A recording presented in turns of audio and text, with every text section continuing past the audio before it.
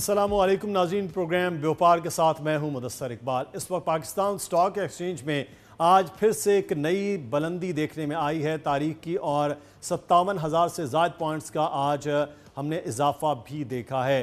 पाकिस्तान में मुस्बत रुझान इसलिए नज़र आ रहा है क्योंकि IMF के साथ मामलात जो हैं वो तय पा गए हैं और 70 करोड़ की अब आगे किस्त भी पाकिस्तान को जारी हो जाएगी। तो ये मुस्बत रुझान जो मार्केट के अंदर देखने में आ रहा है, इसके मामलात कहाँ तक आगे बढ़ेंगे, हम बात करेंगे। ज़फ़र मोती साहब इस वक्त हमारे साथ मौजूद हैं। बहुत शुक्रिया ज़फ़र मोती साहब आपके वक्त का। आज क्या सेंटिमेंट थे मार्केट के, किस तरह से हमने देखा कि बड़ी पॉजिटिविटी थी? देखिए, मार्केट जो सुबह शुरू हुई ना तो थोड़ी कश्मकश में थी। मार्केट का प्रॉब्लम ये था कि उसको ये खतरा जो हुआ है कि भाई इंटरेस्ट रेट कम नहीं करेंगे, मॉनेटरी पॉलिसी में बढ़ाएंगे नहीं, उनका स्टेटमेंट ऐसा आया है। तो बढ़ाएंगे नहीं, हम तो यहाँ एक्सपेक्ट कर रहे थे कि सिंबॉलिकली वो कम करेंगे। वैसा तो सुबह अर्ली मॉर्निंग में तो जरा मार्केट डोलड्रम में थी, लेकिन उसके बाद इसको भी मार्केट ने डिस्कार्ड कर दिया क्योंकि IMF के जो डील हो गया है, इसके फौरन बाद 60 करोड़ डॉलर की चाइना की डील भी हमें मिल जाएगी। और जो IMF इस दफा सेटिस्फाइड गया है वो ये दिखा रहा है कि उनकी जो मीटिंगें थी सब एम्बेसडर से, जो कि भाई जो जो डोनर पाकिस्तान के हैं, जो फ्रेंडली कंट्रीज हैं, वो भी अपना रोल प्ले करते रहेंगे IMF के इस ट्रांचे के बाद, तो उनको सेटिस्फैक्ट्री आंसर्स मिला है। इनफैक्ट UAE के एम्बेसडर के तो मीडिया ने भी कवरेज दी है कि भाई वो उनसे मुलाकात हुई है। तो ये सब ने मार्केट को एक पॉजिटिव मूव में शुरू कर दिया। और फिर आज जो सबसे बड़ी बात है, ना सिर्फ 57,000 बल्कि पाकिस्तान की हिस्ट्री में पहली मर्तबा 1 अरब शेयर का काम हुआ है। अब वो बहुत छोटी स्क्रिप्ट में हुआ है, नो डाउट, क्योंकि रुपी टर्म में 27 अरब रुपए का रुपी टर्म में हुआ है।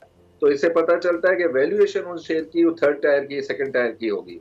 लेकिन 1 अरब शेयर छोटे में होने का मतलब स्मॉल इन्वेस्टर्स, डे ट्रेडर्स, ये सब अब मार्केट में एक्टिवली इन्वॉल्व हो गए हैं, जिससे प्राइस डिस्कवरी और मार्केट की डेप्थ बढ़ जाएगी। छोटे इन्वेस्टर और जो आप बात कर रहे हैं कि वाकई इस तरह से इन्वॉल्व हो रहे हैं? अभी तक तो ये तासुर दिया जा रहा था कि सिर्फ और सिर्फ बड़ा इन्वेस्टर है जो इस वक्त चल रहा है, तो छोटे इन्वेस्टर का आना तो फिर तो मार्केट मजीद बढ़ सकती है।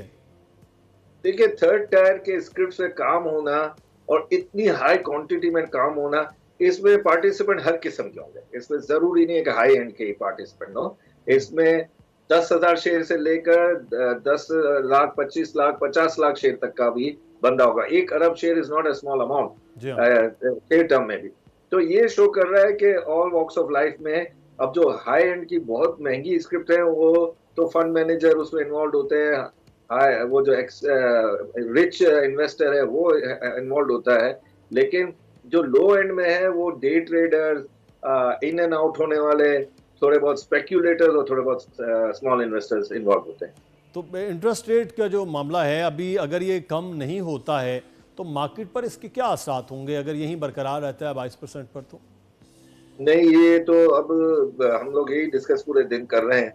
तो मार्केट ने ये तो अब पीक के बाद बोल रहे हैं अब इससे ऊपर नहीं जाएगा। ये तो मार्केट एक्सपेक्ट नहीं कर रही। मार्केट एक्सपेक्ट कर रही है कि टी बिल्स के यील्ड कम हुए हैं, PIBs के कम हुए हैं, 3 साल वाले, 5 साल वाले, तो उसका इफेक्ट कुछ इंटरेस्ट रेट कम करके इंडस्ट्री को भी सांस लेने दिया जाए और अपना जो कर्जा लेकर कुछ काम करना चाह रहे हैं उनको भी सांस लेने की जगह मिले। तो वो अभी नहीं कर रहे, लेकिन ये है कि दिसंबर नहीं तो जनवरी इवेंचुअली इनको करना तो पड़ेगा। सही। तो डॉलर का जो ज़फ़र साहब रेट आज इंटरबैंक में हमने देखा 2 रुपये नीचे हुआ है, तो ये भी IMF के मिशन की वजह से, और इसके मार्केट पर किस तरह के असरात होंगे? भाई देखिए, जैसे ही 70 करोड़ की बात आती है ना, तो यहाँ पर ऐसा होता है जैसे हमारी जेब में आ गए। ऐसा तो नहीं होता है, लेकिन जो उड़ान होती है वो रुक जाती है। थोड़ा लोगों को ब्रीदर मिल जाता है, थोड़ा लोगों को लगता है कि स्टेबिलिटी पाकिस्तान में आ रही है। तो मेरे ख्याल में इसकी वजह से आए। लेकिन आप एक और नोटिस करें कि बहुत खातिर ख्वार डिक्लाइन नहीं हुआ। जिस स्पीड से ऊपर आया है, इतनी स्पीड से नीचे नहीं आ रहा है। अभी भी 287, 88, 89 की खबरें हैं। तो ये सब दिखा रहा है कि थोड़े दिन में ये खुदा ना खास्ता अगर और कंट्रोल नहीं किया गया तो वापस 290 के ऊपर ना चला जाए। तो कहा तो जा रहा था कि 250 पे ये आना चाहिए और आ भी जाएगा, लेकिन दोबारा से इंपोर्ट खुलने के बाद ये बढ़ रहा है। मार्केट पर क्या सिचुएशन होगी इसकी अगर ये इसी तरह से वापस 300 को टच कर जाता है? अगर 300 को टच कर गया तो फिर इन्फ्लेशन कंट्रोल में नहीं आएगा, फिर ये जो इंटरेस्ट रेट कम होने की बात है ये खत्म हो जाएगी, फिर महंगाई का एक दौर चलेगा। तो ये तो बुरी बात होगी, और इतना हाई इंटरेस्ट रेट, फिर high electricity price, high gas prices, Pakistan feasible नहीं रहेगा इंडस्ट्री लगाने की। सही, तो ये इम्पोर्टेंट मामला है।